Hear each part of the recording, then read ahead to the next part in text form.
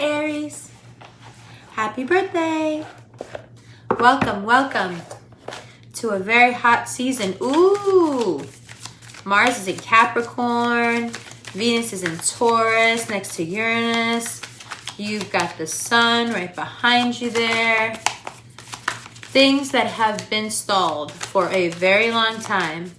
Projects, ambitions, desires, deeply held desires. All of it starts to move. All of it is working in your favor. From slow to fast we go. It's happening, Aries. It's happening. You know that thing that you love where everything starts to go really fast and work and you get really busy and everybody's all over you and everybody wants to talk to you and you're the center of it all?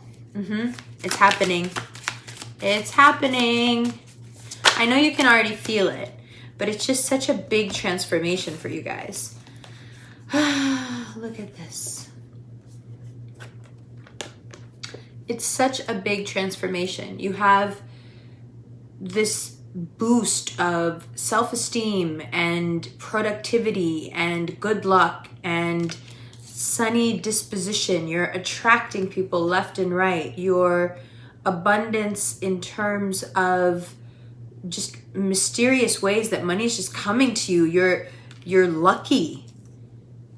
Your plans move along without you pushing.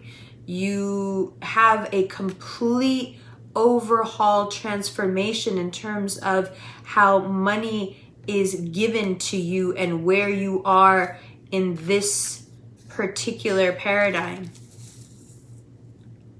It's very, very good. It's very good. And you're at the center of it all, which is so important because you're maintaining your cool. You're maintaining your, you know, that thing that makes you. Aries is not compromising how they are for what they want. And that's a lesson you've been learning for years. And now it's paying off.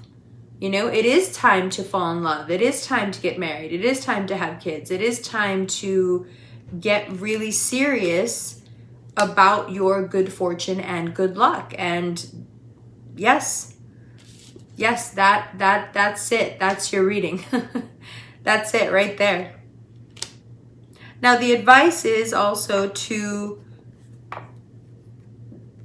just back off a little in terms of work situations that you know have to end, perhaps some friendships that have run their course. Perhaps some of you are starting something new with one person but haven't quite ended a relationship with the last person. Wherever this applies to you, gracefully bowing out with very little drama of any kind is a wonderful thing. And very necessary to keep this good energy going. And that's where I want to go with the reading. So the good luck is there, the hotness is there, the attraction is there, the moving forward with stuff that seems stalled is there, the maturing of a relationship you've been nurturing is there. But it's very important that you keep this momentum while keeping a bit of distance from the things that you really need to get away from and kind of letting them leave on their own. But keeping the happy, positive, fiery momentum, bringing in the new zodiacal year, you know, starting off once again for us, doing what you do best with that cardinal fire. Here we are. And everything supports you. Everything wants you to do it. Everything wants you to succeed, to begin again, to rethink it, to put even more into it, to not waste it.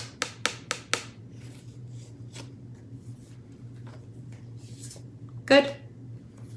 Let's look at these cards, yeah? Love you. Oh, and happy birthday. Hi Aries, welcome to the second part of your reading. Welcome to the Goring Hotel in London. I'm here for a few days and thank you very much for being patient. I hope you like the first part of your reading. Let's get to it. So, I really liked the first part of this reading because I think it was really informative and I think you got a really good idea of what's going on even though you couldn't see the cards. So anything that we talk about now is just extra, feels like to me, but it's always important to go through them when you can see them. So let's start from the beginning. We have the Knight of Pentacles there. So the money that has been slow, the work project that has been slow, the labor of love, if you will, finally you feel a sense of accomplishment, you feel a sense of victory over that thing. This is something that could have been going on 7-8 years. And then the Wheel of Fortune there saying, you know, that toil, that trouble, those years, this final feeling of victory is accompanied by money. It's accompanied by new opportunity. It's accompanied by new, fresh luck. So whatever this is, this could be something that you have been steadily working towards as in a mate. It could be a project. It could be both, Aries. Because we know that Aries likes to do things in twos. When one part of your life starts to go well, you like to rush the other part along as well.